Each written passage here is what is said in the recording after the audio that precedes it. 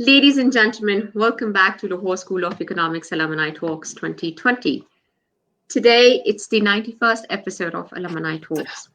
We have Sakina Mannan with us. She is BBA Honours 2011 from Lahore School of Economics, double majors, marketing and finance. Currently, she's based out in Dubai. We're so delighted that she's been able to take our time and be with us. She's account director and head of business for Middle East and Africa region for Tonan Corporate Dubai. I hope I pronounced it right. Right. Sakina is an extremely multi-talented person. We'll get to know about her journey during our conversation. Sakina, thank you for joining in and welcome to Alumni Talks. Hello, Fatima. Hello, everyone. Thank you for having me. जी तो सकीना क्या कहानी है? The usual सवाल we ask. हाँ जी, before and after LSE. तो दोस्त क्या कहानी है? Right. So I'm going to try to keep it, like short, and then you can pick out which pieces you really want to talk about, right? Because otherwise it can be like a 30, 40-minute story just here and then. So before LSE is straightforward. I did my schooling from Scarsdale International School. Then I did my O-levels from Beacon House, A-levels from Lahore Grammar, and I ended up in LSE. Right. Then after LSE, straight away, I went to Monash University for my master's. Now, Monash is actually based in Australia, but I was really getting late because of my visa and all the procedures. So I ended up going to their external campus in Kuala Lumpur. So I lived in Malaysia for 2.5 years. I did my master's in international business over there. And of course, that time, just to keep it short, was probably one of my best times because, I started getting very serious with scuba diving. Then I did a lot of hiking. I did a lot of backpacking trips around, Southeast Asia. So that was good time. And then after master's, I came back to Pakistan for a very brief time. It was hardly 3 months. And in that time, I worked towards my PhD proposal. And luckily, it got accepted. And I was invited on full scholarship to come back to Malaysia and pursue my PhD, which I did not go ahead with. So what happened was that when I got that offer, like that I can actually do PhD, go back to Malaysia, I thought, I think it was my mother who gave me this idea. She was like, this is good, but why don't you go to Dubai and, live with one of a family friend for some time, some weeks, and explore the job market there. So I was like, yeah, okay, not a bad idea. Plus, I wasn't really looking to get back into academia, really. I was actually, in all honesty, trying to find ways out of Pakistan again, So PhD was one of that way. But yeah.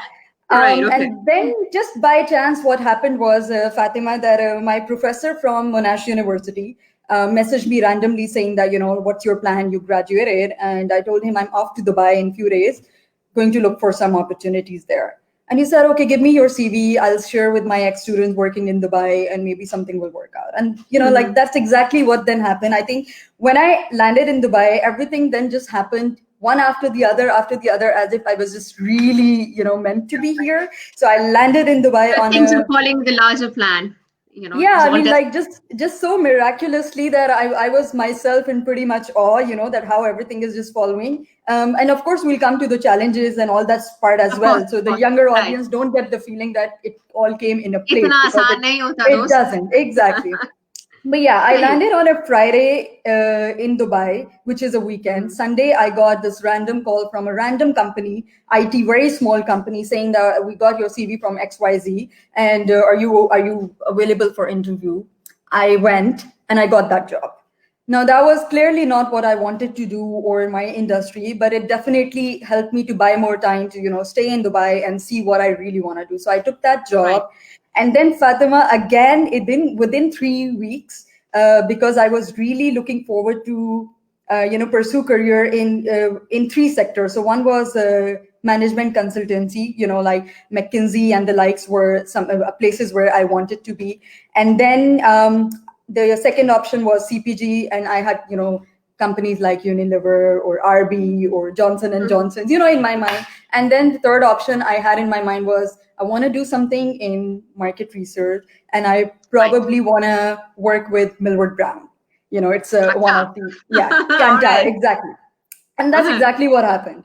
After 3 weeks, I got a job interview at Millward Brown, which was actually for their Pakistan position. But after the interview, we agreed that I'm going to be based in their Dubai office. So I worked in Millward Brown for 3 years, and that is also within then another 2 to 3 weeks, I met my husband. And All right. in those 3 years, I also did very seriously. I pursued skydiving, and did one certification after another, then another, and then Fatima. After 3 years, less than 3 years, a bit less than 3 years, I quit my job at Millward Brown. All right. Because Okay. I felt my learning curve has just become very stagnant, and I'm no longer enjoying my job. So I just quit it and didn't wrap up anything in Dubai, but came back to Pakistan, spent some time with my mother, and then went on a backpack trip to Europe. And it was then that I got this job at Tuluna 4 years ago, and I took it. Right. Yes, Right. and here I am We're today. going to come back to it, but ये बताइए, Yeah. going back to LSE days, what are your fondest memories of Lahore School of Economics? क्या खास यादें हैं? I think winters were my favorite times, especially, like the early morning foggy drives. And then the fact that we could actually wear the winter stuff, coats and long boots and all that kind of stuff. I remember it was like really the limelight. LSE में बहुत Yeah. सर्दी होती थी because Yeah, and then you don't get to wear it otherwise. And in Lahore, also winter is too short, and so I remember I really used to enjoy wearing the sweaters and long boots and dressing up and doing those long walks with my friends. I think main shade bolte the, we used to call that area main shade, to the main cafeteria, like very long winter and walks. to the cricket ground and to the football fields, of course. Yeah. So those were the really good times I used to enjoy. So, अच्छा Sakina, you were a good student, but कभी किसी की class miss भी की? मतलब. Yes, for sure. I wouldn't have 100% attendance, but let's say I would have around 85-90% attendance. So yeah, I have missed classes. Missed classes All just right. because I don't want to be in the classroom, sometimes. Yeah. All right. अच्छा, so Sakina, coming back to the work challenges, life is not that easy. We all face challenges. How do you handle challenges? What sort of challenges you faced at your work when moving to Dubai, and even before that to for your masters in KL? Would you like to talk about that? And what was your coping mechanism? Right. So we have two questions here, right? One is that what were really the challenges, and the second is that how would I cope with them? So of course. Challenges, obviously, it's very natural. I was a fresh graduate, first time in a brand new country in the corporate world, and I don't have like my family background is not work, it's like the business background, right? So there were definitely challenges initially to learn and understand, the whole market research world, how the whole data visualization analysis. I mean, I found it all definitely very challenging, the qualitative, the quantitative. So that was there. And then, of course, you do meet difficult people, difficult bosses, difficult teammates, that you literally just don't want to deal with, but you are dealing with. Then there are difficult you don't have clients. an option, they're your boss.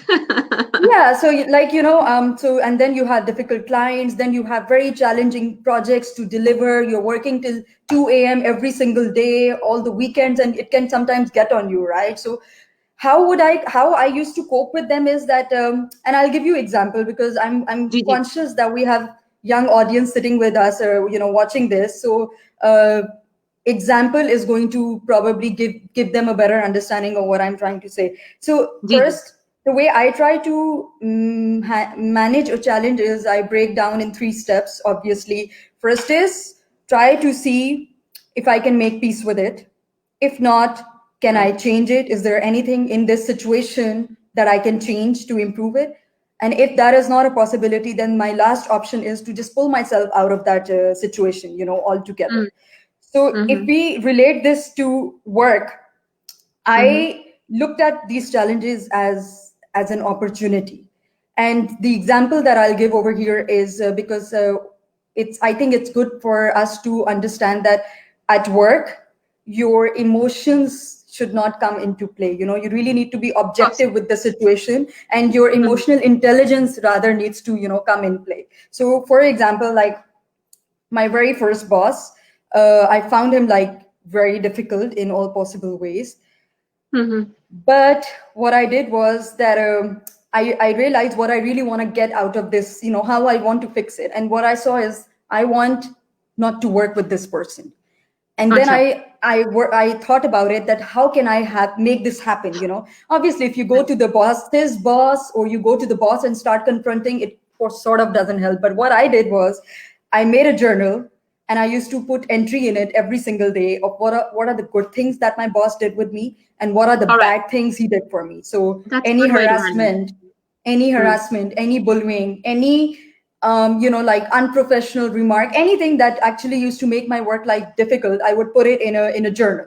And then after Right. 2 months, I took that journal, I set up a meeting with his boss, and I just presented this journal, that this is my story of Pretty good past 2 weeks strategy. at Right. at work. So I remember my his boss's boss was like, is my very good friend now. Her Cheryl is her name. And I asked her that, next to this, perhaps you can put what is okay, and I'm just being oversensitive about it, and put next to Mhm. it what you think really needs an action, is not acceptable. And Right. long story short, the next thing I found out was that obviously my boss was changed, and the person that I was talking about was put in a performance improvement plan. So a win-win situation for everybody, for the business, for myself, for my boss. Just an Right. example for the audience to understand, that uh, in corporate world there is no emotions, right? Nobody is your relative. So break down the problem objectively and then try to handle it. Have the solutions for it. Absolutely. You know, as they say, it is what it is. You got to deal with it. So, in order to deal Right. with it, you have to make a strategy and see what is workable. And every person's situation is different. It's not necessary that Absolutely. what works for you will work for other person also. Absolutely, yeah. Hmm. Right. Okay. What is your passion? I mean, is scuba diving your passion or what? Passion is no, scuba diving. I wouldn't say I'm very, very passionate about. What I'm really, if Right. I come in the right order of the things that I'm very passionate. So being passionate is not just about things and hobbies. It's also about Of relationships, course. right? And Right. I think that I'm most passionate about the important relationship that I have in my life. My mother, my husband. Like goes without saying. I think that my world revolves around them very Of much. course. And Mm-hmm. then comes my career. I Mm-hmm. am, yes, I love what I do, and I do it with Mm-hmm. utmost passion. And Mm-hmm. definitely thanks to my husband for, handling my endless long working hours every single day.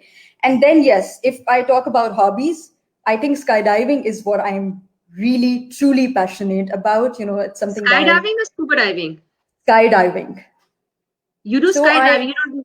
Huh. I do scuba diving as well. I am a advanced certified scuba diver, Of but course. I am also a skydiver with close to 700 skydives, and we call it licensing. In there's license A, B, 700 C. toast. So Arey I wah. have, yeah, yeah, yeah. All So right. if, All right. yeah, scuba diving is seasonal. You do it when you go on trips and all that. Skydiving is just 40 minutes away for me.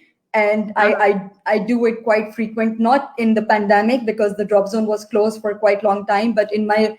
everyday life, regular life, my husband and I, if we really want to be somewhere, it's at our drop zone, basically. Yeah. Wow. Acha, what is the feeling like? Would you like, can you express it when you dive from the sky? Oh God. It's डर लगता है. oh no, it's like you're really in that present moment, and then you don't know anything about the past and the present and the future. You're just there, and it's that adrenaline rush with this utmost satisfaction type of a thing. Like I really find therapy in jumping out of a plane and being able to land successfully decently on my feet, not tumbling on the ground or something. So yeah, I think it's really the feeling is that kind of peace that you feel, which you probably in the chaotic life otherwise maybe don't feel. Absolutely. Okay, so you do this skydiving all by yourself, or do you have an instructor with you? So, Fatima, obviously, I started, I did my accelerated free fall course, which is the basic level. And sorry, if Right, I go before that, I did a tandem skydive, like when you have an right. instructor who Of holds you course. with their That's what chest. all the Yeah, beginners, they've done it. We've done it too. exactly. Hmm. Yeah, exactly. So I did that in Thailand, I remember, and I really liked it. Then when I came to Dubai, I realized the drop zone is so accessible, and plus there's nothing else to do in Dubai other than shopping, which I am not an avid fan of. So this is how I decided to spend my weekends and all that. So yeah, I did that course, which is very aggressive and intense. And you start off with two instructors holding you. Then you move on to next level when there's one instructor holding you. Then you move on to a level when the instructor is not holding you, but watching you, is there with you on the jump.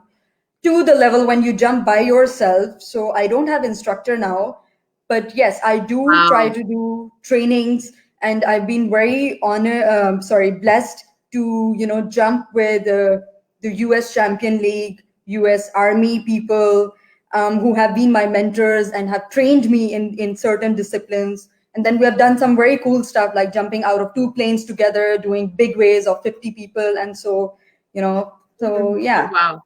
it was a journey, definitely, Right. and it's ongoing. Sakina, what next for you?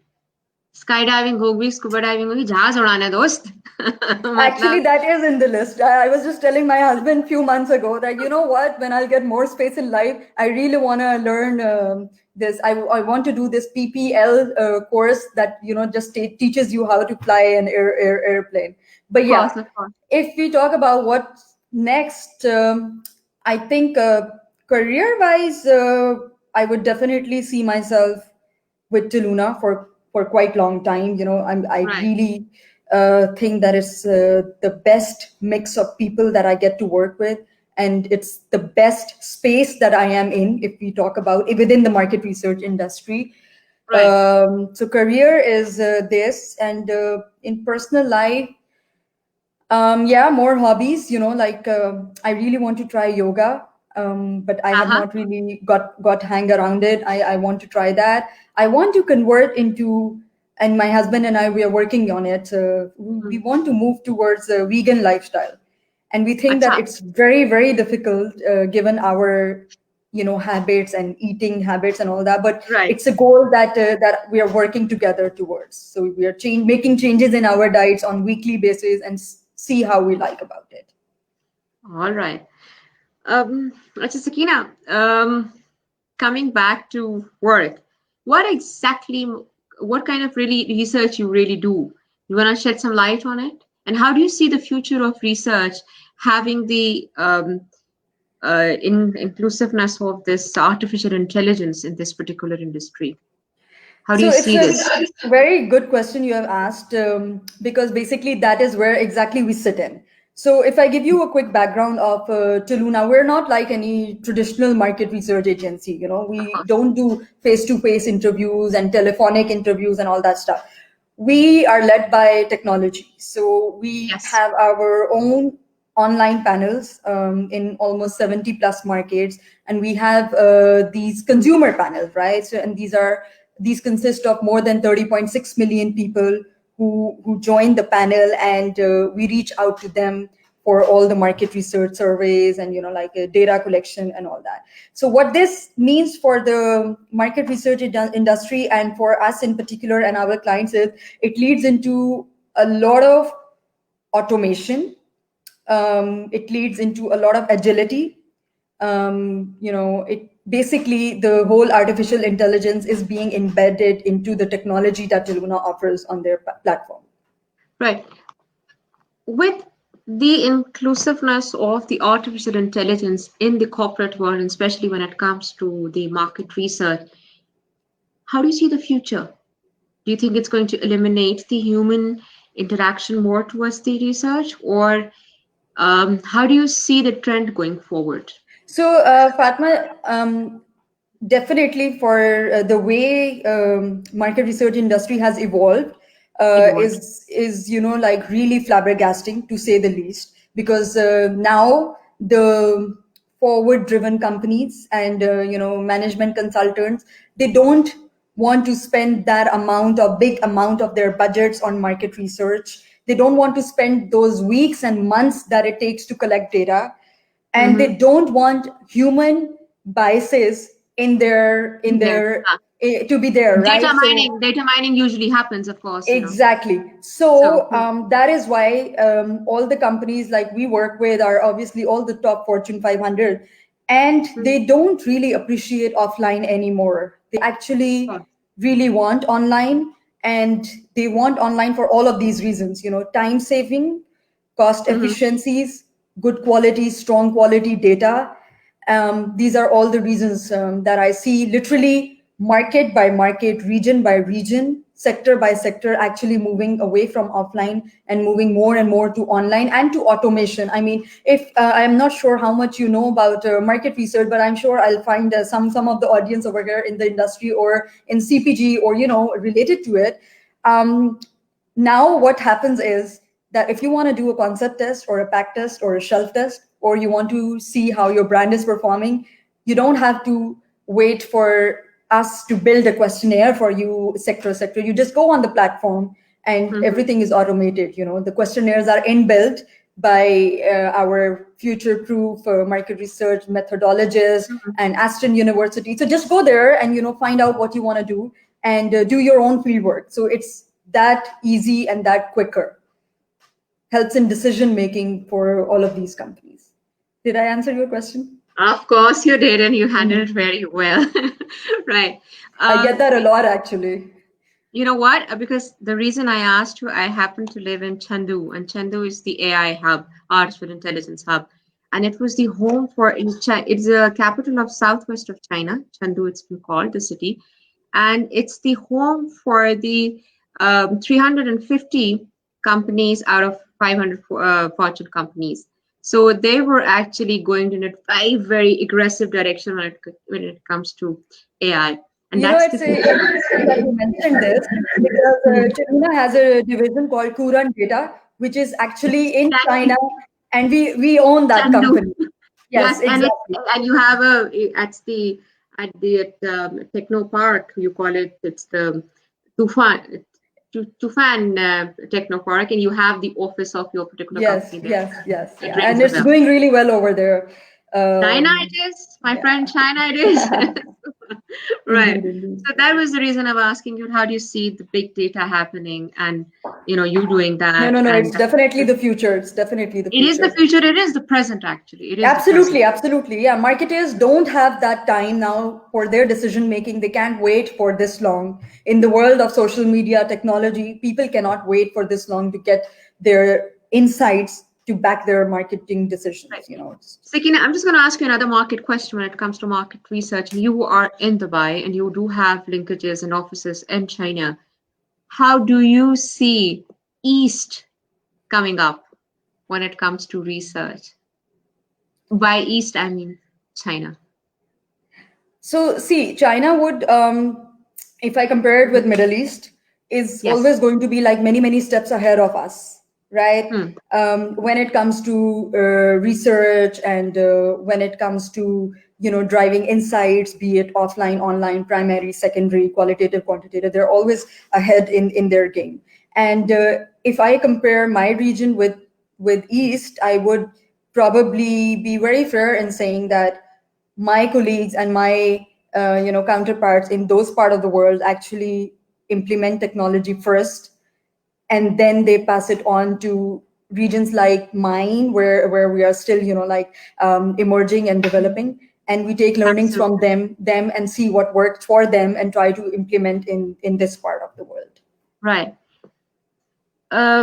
Okay, coming back to you're the data person, you're doing the analysis and everything. How do you see the world after pandemic? How do you see the numbers afterwards?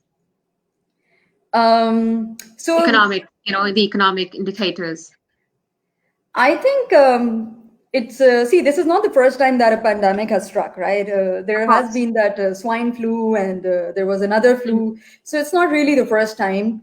And I think that maybe it is going to go a bit down towards a bit economic depression which is okay, and it could be a short period, but it is definitely going to come back, revive, and then the market and economy is going to be pretty much back to normal, if not up and roaring. But if I really, I mean, I also think it's relevant to talk here about my industry, particularly my Exactly. space. So my industry overall, market research, did suffer big time, because when there is pandemic, you can't go in field and do face-to-face interviews, right? So that all just came to halt. And not just that, the market research agencies were not able to function. The end clients, the CPG, were really pessimistic and conservative in giving away any money in research, right? So everything was on hold. But that does not imply it's to Luna, and it doesn't definitely implies to my region. In fact, COVID acted as a catalyst for my region, and all those clients, who earlier were very skeptical about online and technology automation, and were more clinging, with the traditional ways of doing market research, actually found themselves in no option but to come to us, speak to us, and see what works for them, and they're very happy. So yeah, for my region, for my business, definitely COVID acted as a catalyst, and now I don't see all the clients that we converted earlier this year going back to offline. Absolutely.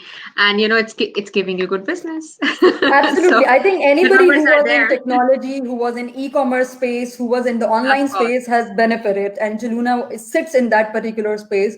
So this was definitely a win-win. I mean, it was a good story for us. Let's put it this way. Absolutely. Acha, what is one piece of advice that was given to you, and was given to you by whom and stayed with you? Sometimes you get to hear things in words. It just stay with you and you follow it. कि भाई ये तो हमने करना ही करना है ना. क्या लफ्ज थे, क्या अल्फाज थे, See, किन्होंने there कहा था, are, कब कहा था? yeah, there are actually not, there's not one actually. There are two, three that, echo in my mind all the time, given by people. So the first one I remember was my late grandfather, my dada. Right. And I was and I'm an avid fan of him, and his personality, his success story. So I used to spend a lot of my evenings and would just ask him, okay, tell me your stories, like how did you set up the whole business, and like everything, like tell me those stories. So in that process, I remember once he said something that really stuck with me.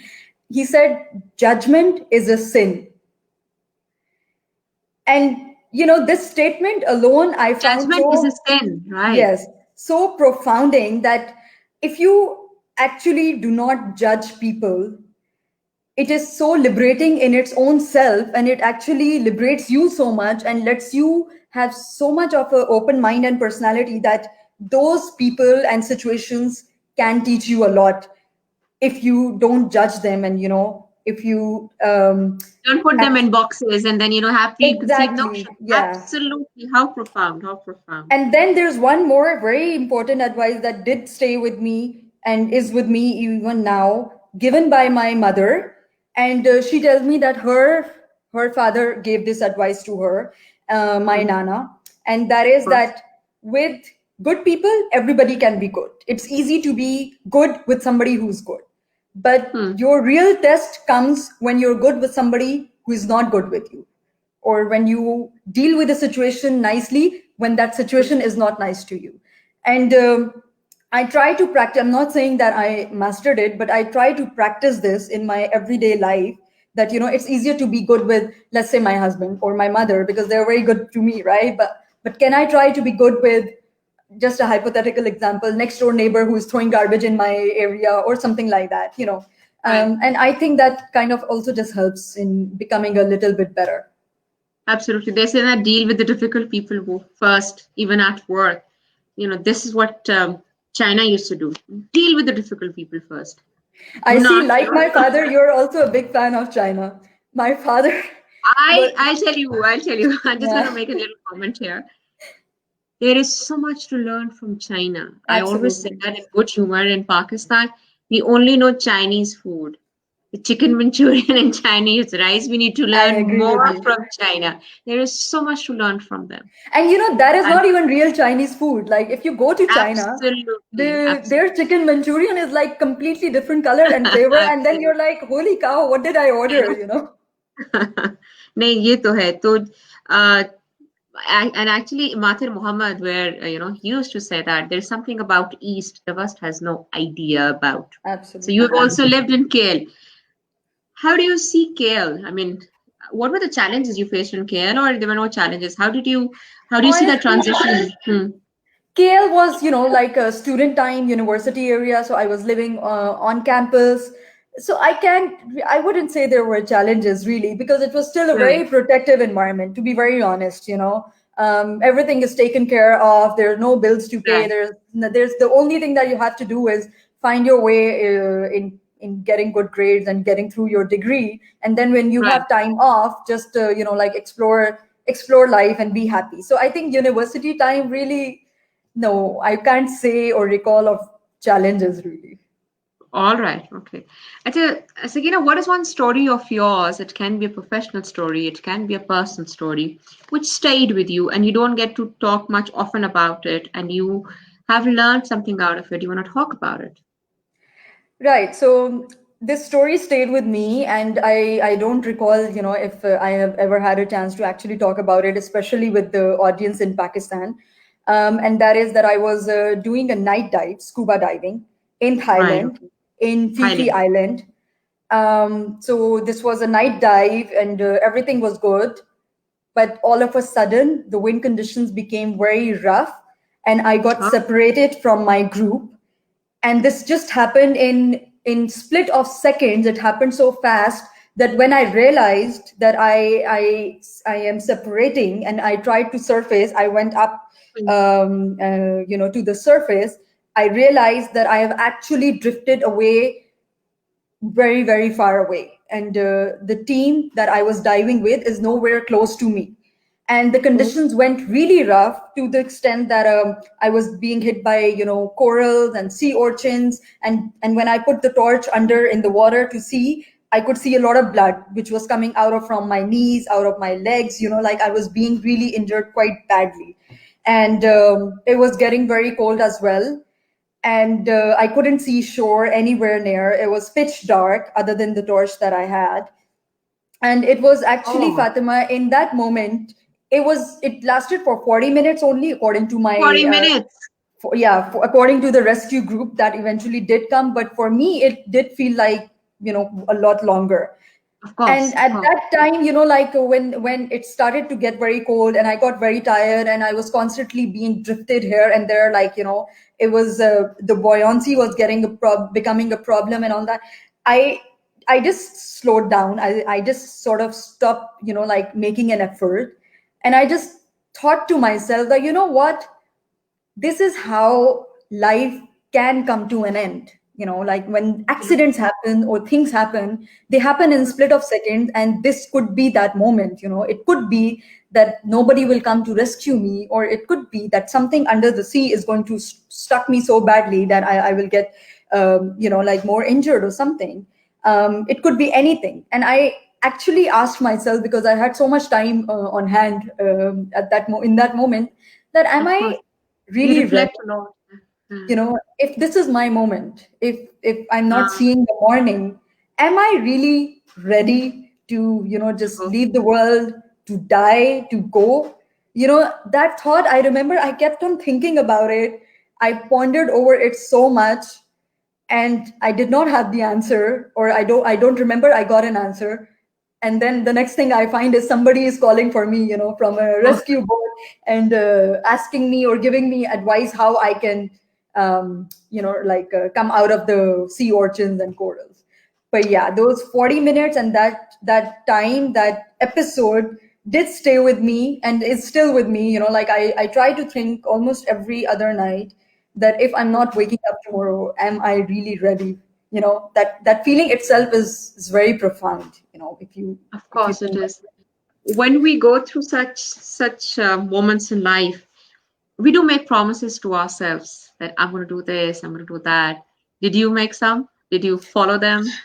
No, you know what? Uh, Part of me, I think I'm not sure exactly, but now when I recall it, I think that I sort of told myself that I am ready. But honestly, I have very vague memory of that. But I don't recall all right. making any promises or regretting or wanting to go back. I mean, the life that I have lived so far, I do think it has been very fulfilled and content. And, like I've been very blessed with the opportunities, challenges, and, like I have experienced quite a bit, so that is okay for me. But yeah, on a lighter note, the very next day I was limping, so the next day I had to spend 24 hours at Phuket hospital because they needed to Right. monitor if I'm doing okay or not. And then the very next thing, I found myself catching a bus up north, going for my very first skydive that I just told you, tandem skydive. Oh, right.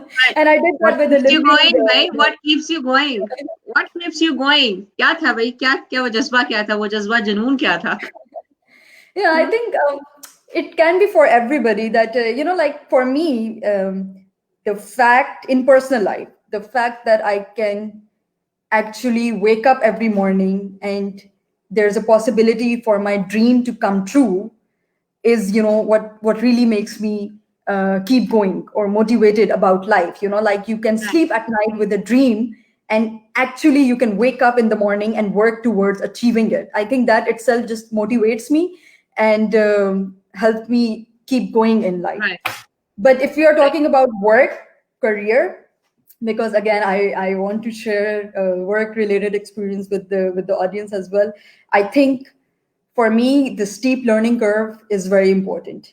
If I'm Right. not learning, like I told you, I ended up quitting my job at Tuluna, sorry, at Millward Brown. But here at Tuluna, it's 4 years, and I still think that I have so much to learn, and there's so much opportunity and growth and career paths within Tuluna that I really don't see myself anywhere else. Right. Sakina, with corporate jobs and plus the kind of passion you have when it comes to skydiving, scuba diving, is there work-life balance? If one, so how do you maintain it? There is work life balance. I'll be very honest about it. Yes, there can be definitely times when there's only work. You're working for a million of hours.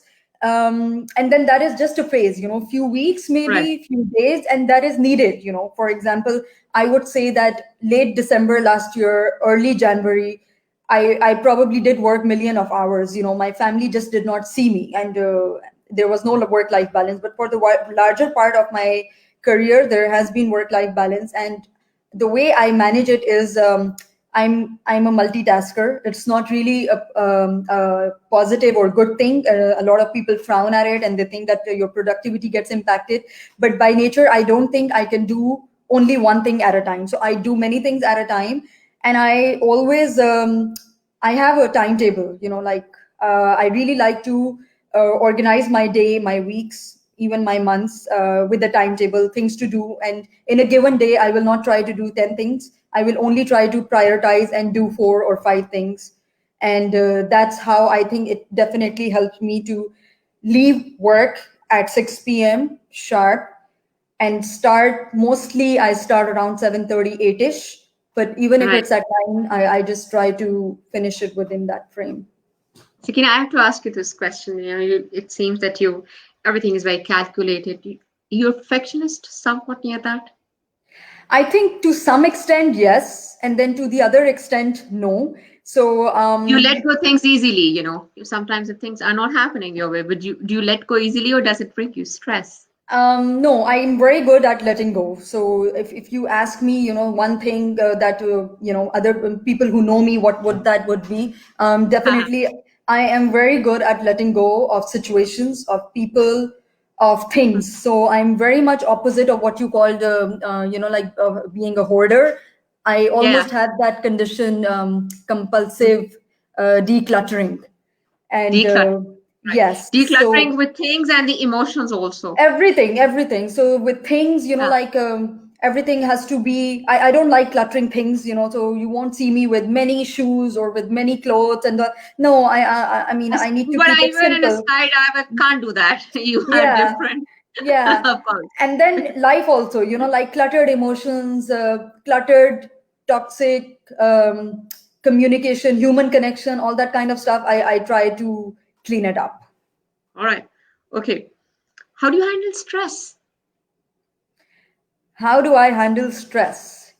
I think again, I would just break it down into three situations. Like one would be like I just told you, that make Yeah. peace with it if you can. If you can Right. change it, find a way to change it. What change you can bring. Otherwise, pull yourself out of it. So many times in life, I did find myself pulling myself out of the situation. Like I Right. don't want to deal with it. It's going to impact my well-being, and I don't want to be in that situation. So yes, I pull myself out. And then many times I found myself, okay, so this is the situation, it's giving me a lot of stress or negativity or whatever. How do I fix it? And then maybe I'll be making a decision tree, like do this, then All right. this will happen, do this Market will. research, artificial Yeah, intelligence like, is buying everything. or All maybe right. just like discuss. A lot of times you will find me discussing with my mother, with my husband, or with my mentors at work. Sakina, the bottom line is that we all need to have strong support systems and multiple support systems in order to survive in a very And a coping difficult, mechanism, like, of because you course. can find yourself in today's world, and especially with the pandemic, you can find yourself, that your mental health is being impacted, or your plate is overflowing, it's just so full. So a coping mechanism would also help. Absolutely. Acha, Sakina, complete the sentences. Purpose of life. Oh, acha, those जिस का Okay. सवाल का जवाब ना देना, Yeah, no sure. problem. We always move forward. Purpose of life. I think purpose of life is to find yourself. But Mhm. when I read different philosophers, I find some contradiction there going on there. So, for example, if you read Eckhart Tolle in his book Huh. The Power of Now, he says purpose The of power life of is now. to, yeah, he says purpose of life is to be in the present moment.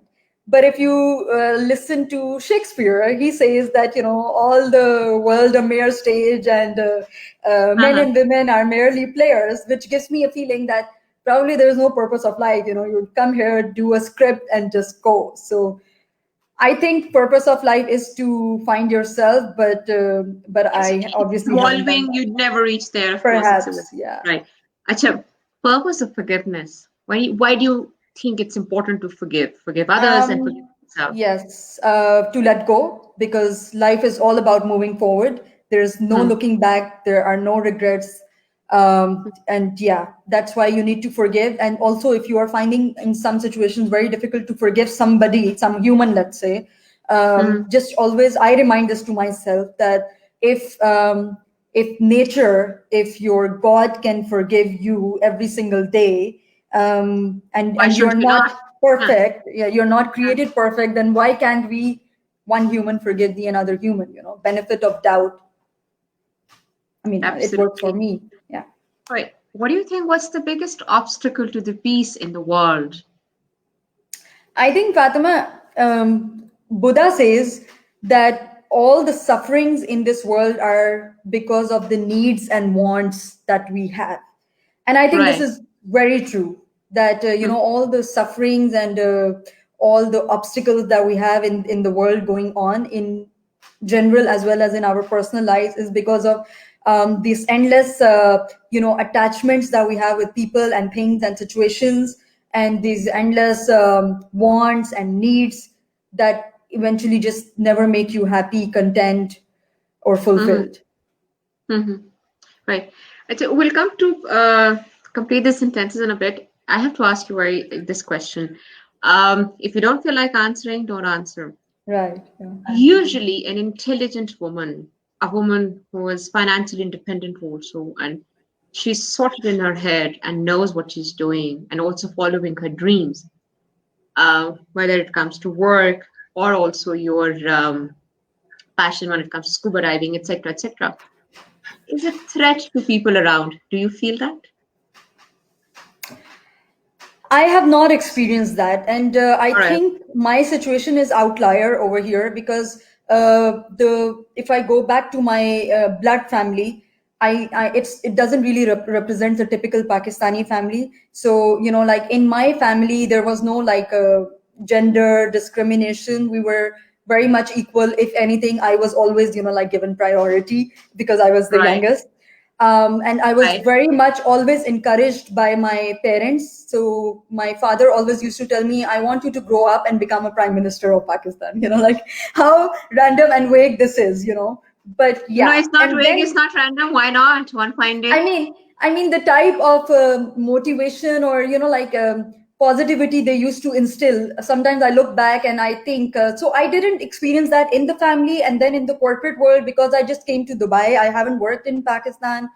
I didn't really find that thread type of a thing. And then I met like my husband, So who you have is very supportive, and you're the outlier and the privileged person. yeah. And then yes, in my like married life with my husband, I see that he's very very forward driven and a high quality human being, if I can say that. And if anything, he always just He's supportive. encourages That's me. why you are where you are. Yeah, In exactly, for a good one. sure, for sure. Hmm. So I really didn't feel that me being a woman or being intelligent, if that really is something, is a threat to anybody around me. But I do also realize that my situation is one of occasional. It can't represent It's the out of the average data. You're the yeah, outlier. yeah. I So understand. I might not be the right person to talk about it. Right. That's it. I just Sakina, so this particular question I ask everyone. It's the 91st episode of Alumni Talk. Which book are you reading currently? Why? Because the reading culture is dying slowly, slowly. So we want to revive that, maybe koi na koi baat. So which book are you reading, and what are your takeaways from that book or previously the book you've read? Would you like to share with us? So I'm reading these days The Intelligent Investor, and I've just started reading it. I opened it, I think, few days ago. So I'm only into 150 pages right now, and I'm enjoying it. And Right. I'm reading it because I just wanted to, like relive my PhD times and when I was thinking to go and pursue it and just like brush up Mm-hmm. some investment basic level stuff. But the books that have really stayed with me, and I do want to name them because again I think there's a lot of like youngsters over here who could take away some good stuff out of it. So one is Tuesdays with Maury by Mitch Albom. Right. Mm-hmm. I really strongly resonate with it, and I read it many times. It's a fiction. Mm-hmm. It's the caption of the book is an old man, a young man, and life's greatest lessons. And this caption itself and the whole book just takes me back into the times, when I had my grandfather alive, and I used to spend almost every other evening with him, and all the profound and rich memories and like the lessons he used to give instill into us. Yeah, that book definitely resonates strongly. Then there's another, This Power of Now. I mentioned to you, Power I of read Now. it when I was in Kuala Lumpur, and I think the book really helped me to understand the basic concepts of human Right. chemistry, that there's an ego, there are attachments. You can try to live in the present moment. Past is history, like these kind of basic things Of that can course. help you in your everyday life.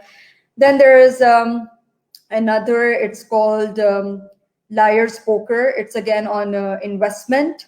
If Mm-hmm. anybody has interest in reading, it's by Michael Lewis, a very good book as well. Then there are two Right. more. One is A Tale of Time Being. It's again fiction Uh-huh. by, Uh-huh.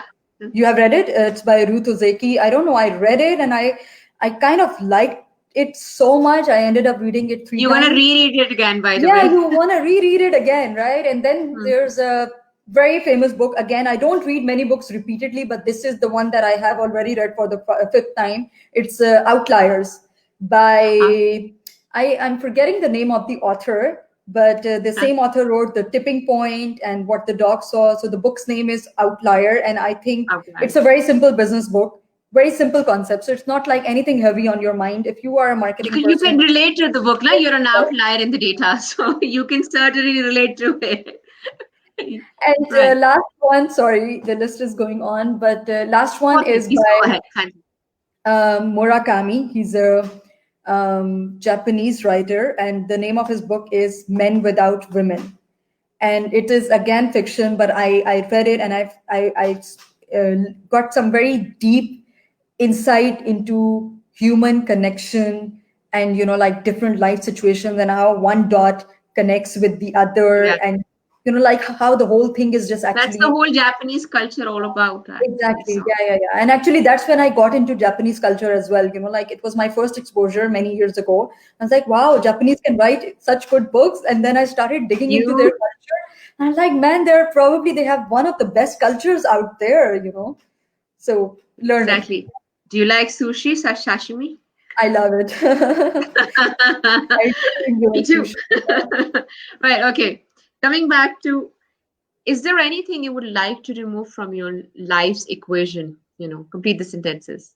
Yes or no? Actually, no, because the problem is that each event, one episode is connected with the other, and then the whole thing happened. Like, so if, for Mm-hmm. example, if I look at the past and I want to remove something, I'll remove that, and I will just disturb the whole ecosystem. Of And course. then, yeah, like if you remove one thing, the others that led to it will also cannot happen. So I don't think that I would want to remove anything because it's just going to disturb the whole setup All of right. my canvas. Sahi. What's your biggest wish in life? Biggest wish in life is that I don't think that I'm capable of doing big things, like the noble task, like many great people in this life.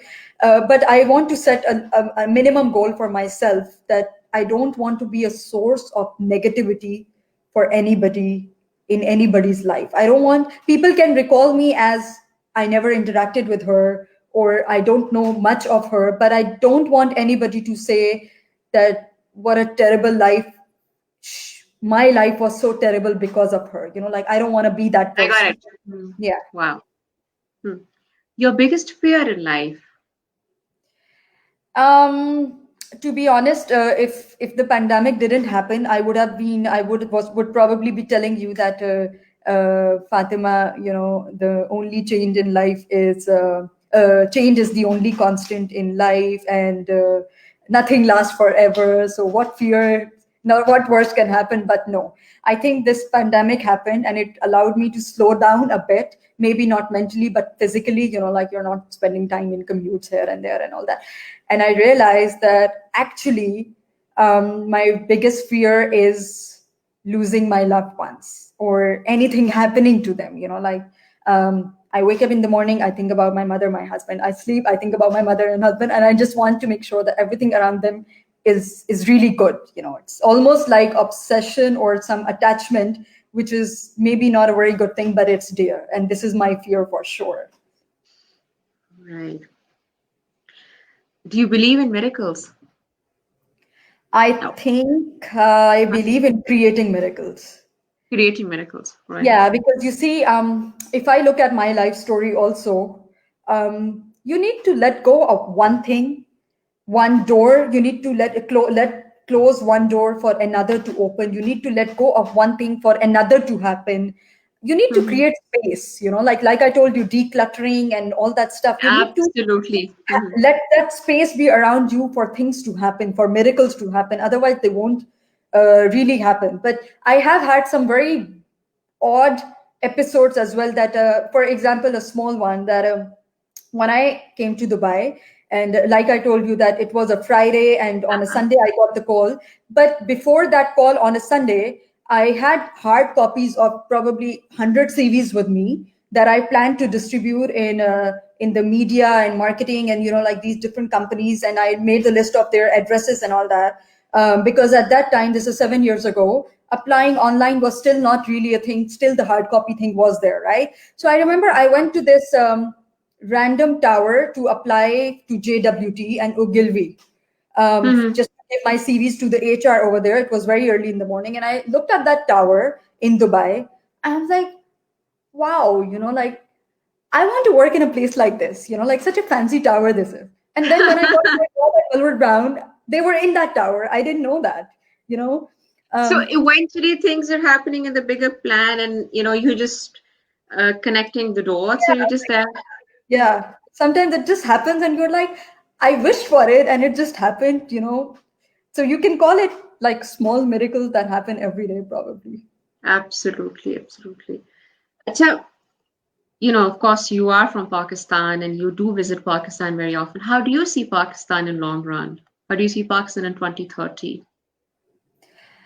Um, I'll give you my honest answer, and I'm not any financialist or economist, and I also don't have much knowledge about current affairs, I'll be honest. But if I look at the historical data, that's how I would build my answer on. I think Pakistan in next 10 years will be probably in more or less same situation like we are now, like we were 10 years ago, like we were 20 years ago. At least in my lifetime, I did not see. I'm born in the 80s, and until now, I have not seen significant improvement in the country or in the culture or everything around it. So I don't see any reason why I would say that in 2030 it would get any better. I think if it just stays what it is or improves tiny bit more is going to be a miracle, if you ask me. Right. But do you think we're on the track? Because, if you recall the year 2007 and before that, those were very tough days for this country. We have actually crossed that path, and now it's more peaceful days, and we're making the policies which is going to help the economy and the youth of this country. You think, So, are like we on I just said, I don't know uh, what policies we have made. I don't know if there's more peace or security and all that kind of stuff. So when I visit Pakistan, and I visit it on monthly basis. Before pandemic, right? I used to go every month for 2 or 3 days just to see my mother. I did not sense any change, if I'll be honest with you. So So in the long run, do you think we'll ever come back and settle here, or is just that the life has to be outside this country? as of now, it's my if you would ask for a greatest fear, a real one, I think this would be that I really don't want to end up back in Pakistan. I Actually, want to stay out of Pakistan. But yeah, right. like we say that when the thing that you fear the most, life actually puts you in that situation to like test you and make you thrive. For example, I always used to tell myself I will never be a salesperson. I can do any job, but I don't want to be in the sales uh, side. And that's exactly what I am doing in Luna past 4 years. And that's exactly what led me to one promotion to another to one, like climbing the corporate Of ladder course. actually happened from Huh? something that I used to be scared of the So never most. say never. Never Never say say never. never. Absolutely, absolutely, I agree. Right. Right. No, wherever it's not that you being here or you being there, wherever you are, you're not only making a difference for yourself, you're making Pakistan proud, and may you continue doing what you're doing. Just to sum it up, any piece of advice would you like to give to the young graduates of Lahore School of Economics or those who are watching you and will watch you later? We आप end में कोई बात कहना चाहें I to sum think it up. it's more for the young graduates because that is really the time when you're very apprehensive, you're nervous, like you don't really. I mean, it is definitely a stressful life because you have a whole life ahead of you and you have no idea what it's really going to be. So the advice really is for them. I would say that create your own story. Don't let Right. anybody else create it for you. I mean, there will be people in your life who can walk with you, but this is your life and nobody can walk it for you. It's a very For you. famous saying of Rumi that this No. is your life alone. Others can walk with you, but no one can walk it for you. So, when I go back home and from youngsters also, and from people of my batch as well, I used to hear that my parents didn't agree, or my brother did this so I have to do this, or like, no, in my family this is how we do it. I think you get your life only once.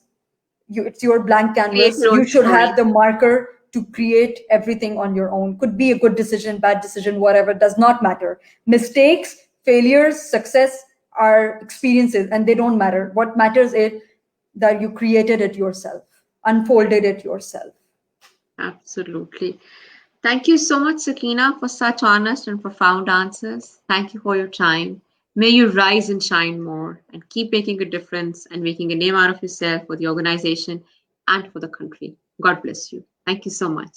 Thank you very much, Fatma. Thank you for your time as well.